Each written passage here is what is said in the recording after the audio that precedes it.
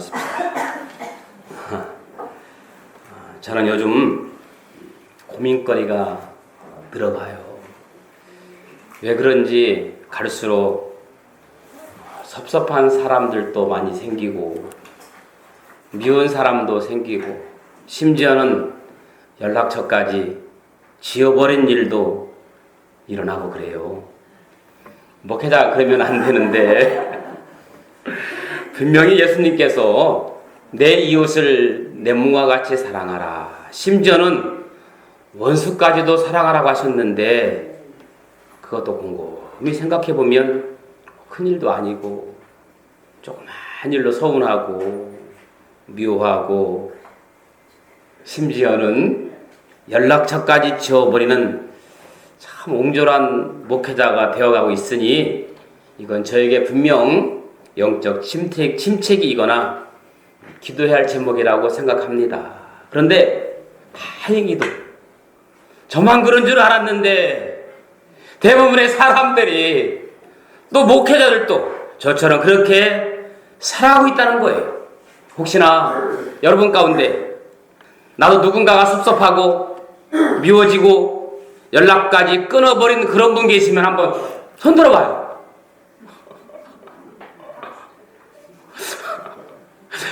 여러분들은 저보다 훨씬 더 나은 분들인 것 같아요. 그래도 손든 분들 때문에 제가 마음에 조금 이완이 됩니다. 사람이 살다 보면 미워질 때가 있더라고요. 어떨 때는 뚜렷한 이유도 없이 미워질 때도 있고 심지어는 그런 나 자신이 미워질 때도 있고 어쩔 때는 정말 죽고 싶을 정도로 미워질 때도 있습니다. 그런데 여러분, 먼 사람보다 가까운 사람일수록 서운하고 미워질 확률은 더 높아요. 형제가 서운하고 부모님이 그렇게 서운하고 성도들이 서운하고 심지어는 목사님이 서운하고 전혀 나와 상관없는 지나가는 사람 보고 밉거나 서운한 사람은 하나도 없어요. 예수님도 결국은 믿었던 제자들로부터 미움받고 배신당했잖아요. 심지어는 하나님께서 만드신 사람에 의해서 아담과 하와로부터 미움받고 딴짓했잖아요. 아담과 하와는 하나님께서는 자식과도 같은 존재 아닙니까? 그러나 하나님 미워하고 욕심부리고 딴짓했던 것을 우리는 말씀을 통해서 확인할 수가 있습니다. 한 배에서 태어난 가인과 아벨 형제였지만 형이 동생 아벨을 미워하는 끔찍한 사건을 우리는 보게 됩니다. 사람뿐 아니라 하나님도 사람에게 후회하고 사람을 미워하셨습니다. 사람 지은 것을 후회했다. 그래서 결국 홍수로 세상을 썰어버렸잖아요. 모세와 백성들 사이에서도 서로 미워함이 있었습니다. 모세는 모든 것을 다 바쳐 헌신하고 나라를 위해 백성을 위해 희생했지만 백성들은 조금 힘들 때마다 모세를 원망하고 저주하고 미워했습니다. 금송아지를 만들고 술 먹고 망가지고 개판을 치는 모습을 우리는 성경을 통해서 확인할 수가 있습니다. 백성들이 모세를 미워했던 것이지요. 뿐만 아니라 모세도 백성들을 미워했습니다. 심지어는 모세가 10계명을 집어 던져 깨어버리고 화를 내고 얼마나 미워했는지 성경을 보면 정확하게 알 수 있잖아요. 내가 너희들에게 한 것이 얼마나 많은데 너희들이 어떻게 나에게 이럴 수 있느냐. 미움과 원망으로 모세가 마음속에 가득 차기도 했습니다. 사울왕은 다윗을 무지무지 미워했습니다. 죽이고 싶을 정도로 한두 번도 아니고 계속해서 미워하고 또 미워했습니다. 아합 왕과 이세벨 그 부부도 하나님의 사람 엘리야를 얼마나 미워했는지 모릅니다. 심지어 욥의 아내는 욥을 그렇게 미워했습니다. 그렇게 친했던 친구들도 욥을 미워했습니다. 나중에 욥의 아내는 미워했을 뿐만 아니라 남편 욥을 저주까지 합니다. 가장 가까운 사람이었기에, 가장 사랑하는 사이였기에 그만큼 미움이 컸던 것 같아요. 어디든지 이 미움이, 시기가, 질투가 문제의 발단이고 문제의 시작입니다. 오늘 성경 말씀은 예수님을 향한 어머니와 동생의 그 원망과 미워함을 가슴으로 느낄 수 있습니다. 예수님의 어머니와 동생들이 예수님을 향하여 왜 우리를 돌보고 책임지지 않느냐? 왜 마음이 바뀌어서 지금은 그렇게 잘하다가 왜 우리 가족들은 돌보지 않고 딴 데 관심을 갖고 있느냐라고 원망하고 미워하는 내용이 오늘 본문에 기록되어 있습니다. 그런데 예수님은 그런 동생을 향하여, 어머니를 향하여 매몰차게 말씀하시죠. 누가 내 어머니고 형제고 자매냐? 그러면서 이렇게 말씀하시죠. 하나님 아버지의 뜻대로 행하는 자가 내 어머니요 형제다. 그렇게 말씀하시니까 예수님의 어머니와 형제들은 예수님이 더 미워졌습니다. 제자들도 예수님 미워하잖아요. 기대했던 것들이 다 무너지고 자신들이 생각했던 것과는 전혀 다른 쪽으로 예수님이 가고 있기 때문에 제자들은 그렇게 믿고 따랐던 선생님이었지만 점점 미움이 커지고 특히 가룟 유다는 그 미움이 컸기 때문에 예수님을 배반하고 죽음의 길로 몰게 되는 것이었죠. 같은 제자요 사도들인 베드로와 바울도 서로 미워하고 오해가 생겼어요. 베드로는 바울을 미워했고 바울은 베드로를 미워했습니다. 제자들도 바울을 미워했습니다. 또 거기에 오해가 생기기도 했습니다. 여러분, 사람인지라 미움은 없을 수 없는 것 같습니다. 이럴 때 우리가 어떻게 해야 할까? 원하지 않는 미움이 생겼을 때 이유도 없이, 아니 이유가 있다 하더라도 그 마음을 잠재울 수 없을 정도로 자꾸만 미움이 커져갈 때 우리가 어떻게 해야 될까? 생각해 보면서 몇 가지 함께 나누어 보려고 합니다. 미움이 쌓여갈 때 첫째는 자신을 한번 돌아봤으면 좋겠어요. 한번 따라합시다. 자신을 돌아보자. 여러분, 모세가 그 가득한 내 마음속에 가득 찬 마음을 잠재우기 위해서 광야에 가서 자신을 돌아보며 홀로 그 미움을 잠재웠다 그랬어요. 오래 걸렸지만 그러나 결국은 홀로 자신을 돌아보며 그 미움들을 하나하나 지워갑니다. 엘리야는 로뎀나무 아래에서 하나님에 대한 원망과 악과 이세벨에 대한 미움을 내려놓았습니다. 엘리야는 로뎀나무 아래에서 자신을 홀로 있는 시간 하나님과의 통화에서 그 미움을 서서히 해결된 것을 알 수가 있습니다. 바울도 그 미움을 달래기 위해서 광야에서 그 숱한 시간을 홀로 지새우며 미움을 잠재웠다 하고 있습니다. 예수님조차도 빈들 동굴이나 돌틈 사이에서 때로는 겟세마네 동산에서 홀로 자신을 돌아보며 원망과 미움을 해결해 갔습니다. 아무도 자신의 문제를 해결해 줄 사람은 없습니다. 부모도, 형제도, 친구도 근본적인 문제와 미움은 해결해 주지는 못합니다. 결국 하나님 앞에서 하나님과 나와의 치열한 싸움을 통해서 그것을 이겨야만 내 안에 있는 미움과 감정의 찌꺼기를 해결될 수 있다는 거예요. 코람데오라는 말 있죠. 하나님 앞에서 모든 실존이 결국은 코람데오, 하나님 앞에서 자신을 돌아보며 해결하는 거예요. 모세나 엘리야, 바울, 예수님, 하나님 앞에서 치열한 싸움을 통하여 자신을 이겨낸 사람들입니다. 사랑하는 귀한 교우 여러분, 정말 내 주위에 미운 사람이 있습니까? 용서가 안 되는 사람이 있습니까? 아니, 용서는커녕 쳐다보기도 싫은 사람이 있습니까? 그렇다면 자신을 한번 돌아보십시다. 모세나 엘리야가 그랬던 것처럼, 바울이, 예수님이 그랬던 것처럼 조용히 자신만의 시간을 갖고 자신을 한번 돌이켜봅시다. 그러면 거울에 비춰진 또 하나의 나를 발견하게 됩니다.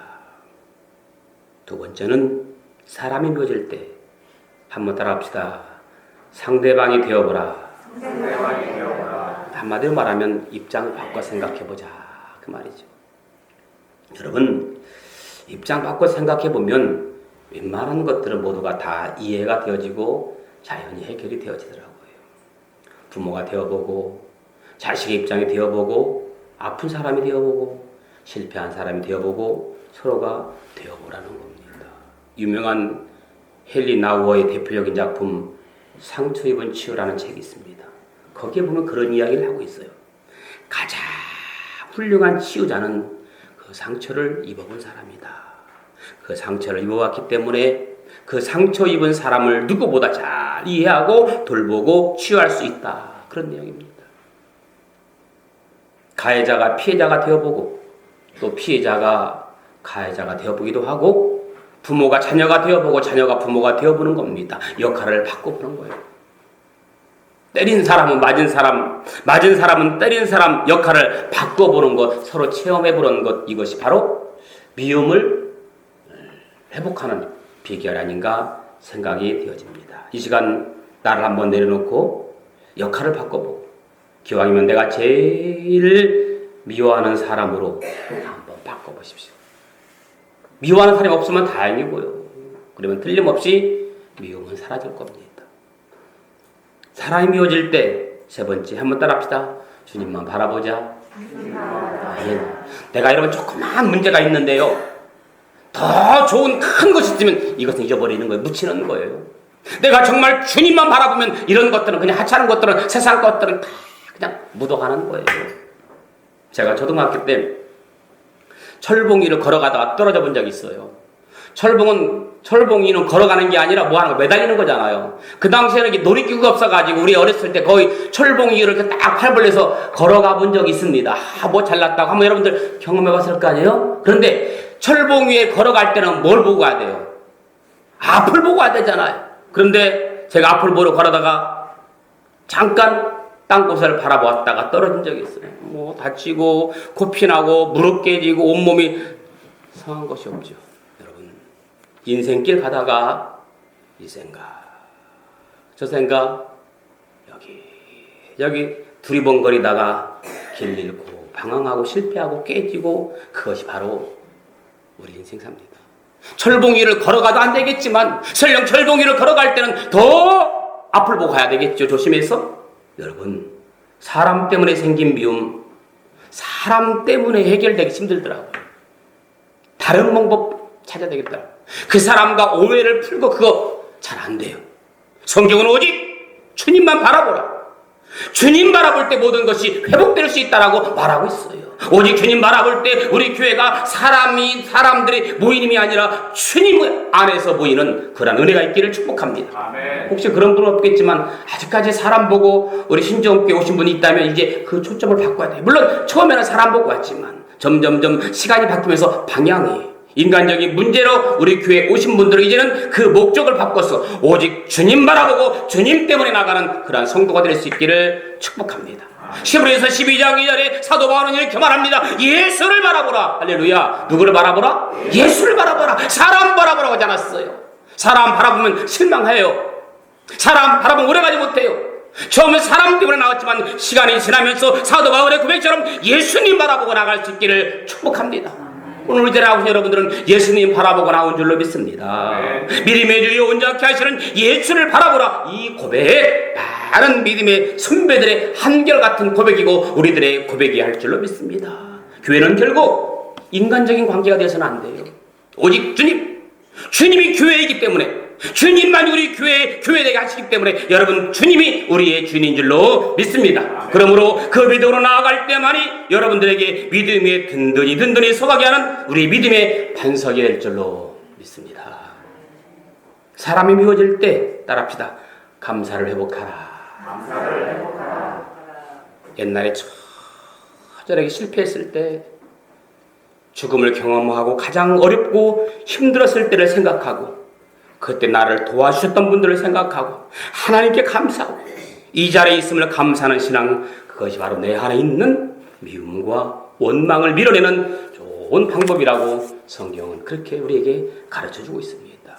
여러분, 이스라엘 백성에게 있어서는 유월절 신앙의 회복이 무엇보다도 중요했습니다.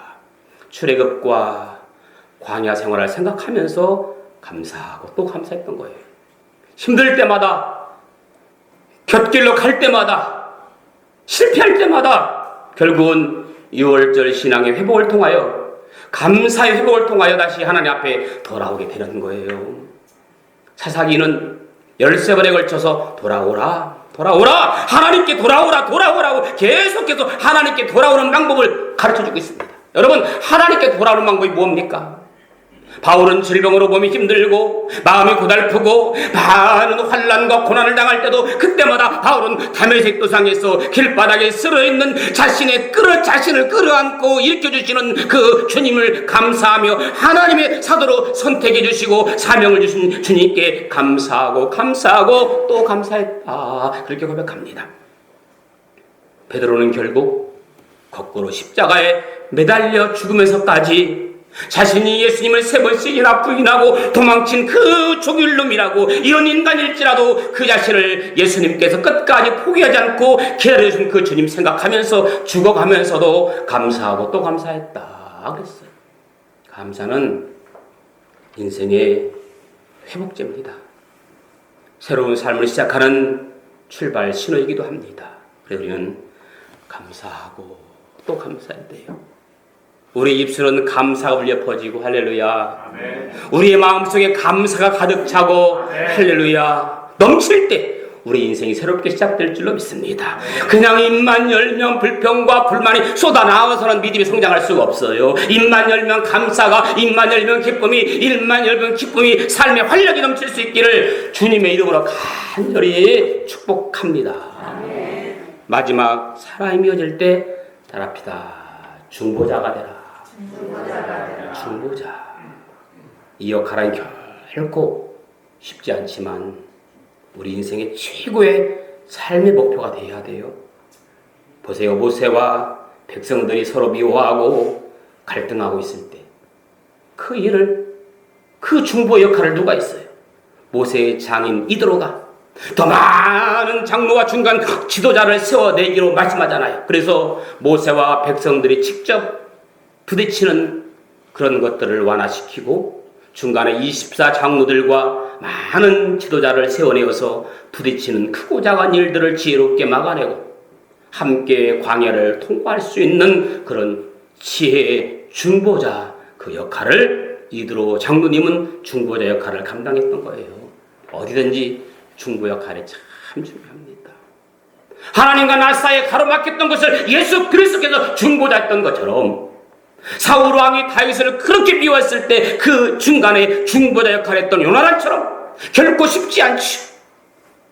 자기 아버지인데 아버지 편에 서지 않고 하나님의 마음으로 또 백성들을 편에서 중보자 역할을 했던 요나단 같은 사람, 그래서 다윗을 살려내는, 다윗을 하나님의 위대한 지도자 민족자로 세워내는 요나단, 결코 쉽지 않지만 위대한 중보자로서의 어려운 역할을 잘 감당한 사람들입니다.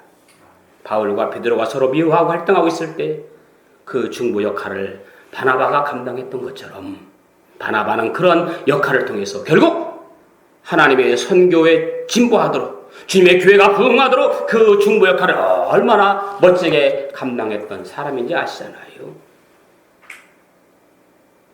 하나님이 사람 지으신 것을 후회했어요.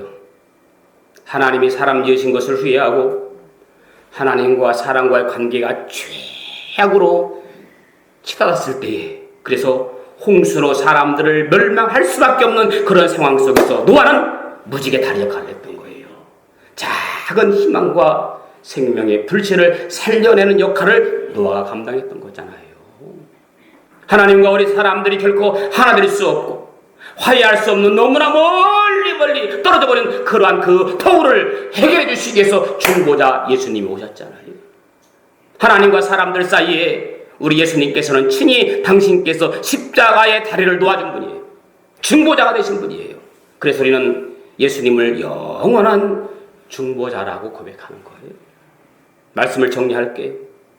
사랑의 다리를 놓아주시고 화목의 다리를 놓아주시고 하나님과 우리를 화해시키고 사람과 사람을 화해시키고, 그래서 십자가는 하나님과 우리를, 나와 너를, 우리 서로를 화해시키고 하나가 되게 하는 그 가운데 중심에 우리 주님께서 계시는 거예요. 그것이 십자가의 핵심 진리입니다. 사람이 미워질 때 어떻게 해야 할까요? 다시 한번 자신을 돌아보는 거예요. 상대방이 되어보는 거예요. 주님만 바라보는 겁니다. 감사를 회복하는 겁니다. 중보자가 되는 겁니다. 그러한 이러한 방법들을 통해서 사람이 미워질 때 다시 한번 우리의 신앙이, 우리의 삶이 회복되어지는 은혜가 있기를 소망합니다. 이 사람 우리 같이 기도하기 원합니다. 주님, 내가 누군가를 미워질 때가 있습니다. 내 자신을 다시 한번 돌아봅니다. 상대방이 되어봅니다. 주님만 바라봅니다. 감사를 회복합니다. 중보자가 되기 원합니다. 우리 한번 같이 간절히 기도할 때, 특별히 또 육신의 질병으로 고통을 당하는 자가 있습니다. 그들을 위해서 기도해 주시고, 또 수험생들을 위해서 기도해 주시고, 같이 합심으로 간절히 기도하는 시간을 갖도록 하겠습니다. 기도합니다.